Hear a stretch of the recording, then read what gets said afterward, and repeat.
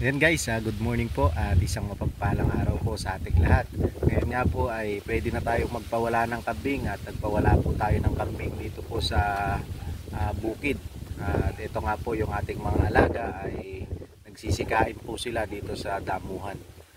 Tara po at samahan niyo po ako magpastol ngayong araw na ito dahil wala naman po tayong ginagawa at magpapastol po tayo dito sa bukid. Tayo nga po sila, tignan po natin. Ayan guys, nagtakbo na po yung ating mga kambing at susundan po natin sila. Ayan guys, meron po tayong isang kambing na naipit ang paa at yun po siya nahuhuli.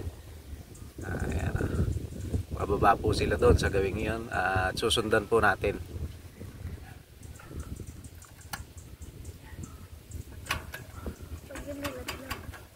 Ayan.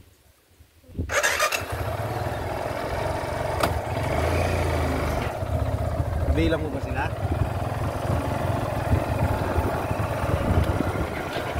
Akin daw.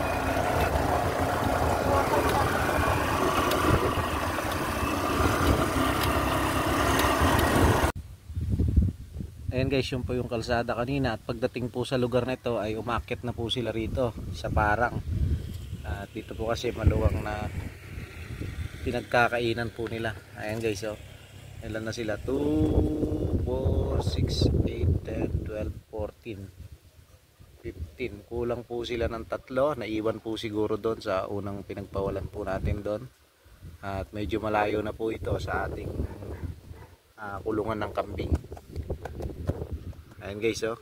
Napakaluwang po nito. Nasa mahigit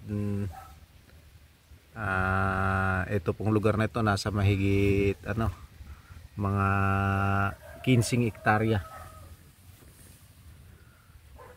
na hindi po nasasaka ngayong tag-araw. Dito naman po sa lugar na ito mayroon po silang palay dyan. Ayan guys, kaya binabantayan po natin na wag po makapunta dyan yung ating mga kambing para po hindi tayo pagbayarin o ipabarangay kapag ka po nakasira yung ating mga kambing.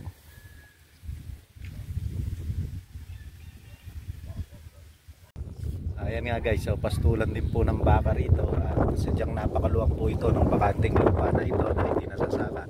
Ayan guys, dito po nagtatagpo-tagpo yung ating mga kambing at iba pang mga kambing ng mga kabarangay natin dito na mga pawala rin. Ayan guys, napakarami nila doon, oh. At ito po yung ating mga kambing. Bali hindi naman po naglalayo-layo yung ating kambing. Sa ngayon po meron 3 naiwan at nandun po sa gilid ng kalsada. Pero mamaya po makakahabol naman po yun. At sa hapon naman awa ng Diyos ay nakakauwi rin po sila. Ayan guys, oh. Kahit magsama-sama po yung ating mga kambing ay alam po nila yung uwian nila.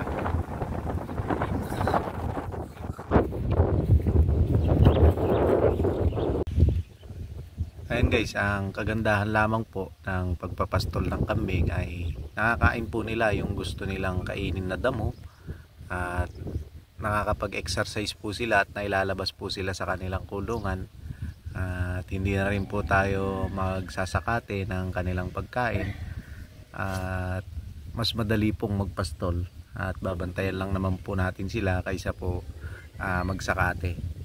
Pero sa ngayon guys kasi dito sa amin January na po ay bibihira po ang nagtatanim ng palay o ng mga gulay dito sa aming lugar pagka ganito pong tag-araw kasi karamihan po ng bukid dito ay walang maayos na irigasyon kaya hindi po kami nakakapagsaka ng 2 beses o 3 beses sa araw ay isang buwan. Kaya ang karamihan po rito mga magsasaka ay may mga alaga, may mga baka, kambing, kalabaw. Doon nga po sa mga bagong lipat na yan ay meron pa po silang alagang kabayo. Ayan guys, ito na po yung 3 nating kambing na nahuli. Ayan, packet pa lang po sila. Ayan guys, oh, sila po yan yung mga kambing nating nahuli. Halos lahat po ng kambing natin ngayon ay may mga buntis na. At sayang lang po nung nakaraang tag-ulan buwan ng September ay may mga namatay po tayong mga inahin at nakunan po yung karamihan po ng ating mga inahin at yung mga bisiro po na nailabas ng tag-ulan ay nagkamatayan. At sad to say po, ganun talaga ang pag-aalaga at hindi naman po tayo pa perpekto at sanay sa pag-aalaga, kaya challenge po sa ating yan para magpatuloy ayusin ang ating mga programa po sa ating pag-aalaga ng kambing. Ayan guys, at hanggang dito na lamang po ang video natin sa araw na ito, at ang mga kambing natin mamaya ay tatakbo na po doon sa gawing mapuno po na yon. Ayan guys, ang mga gawing mapuno na yan, at susundan na lamang po natin sila at tayo po ay maglalakad. Ayan guys, maraming salamat po at happy farming po sa ating lahat.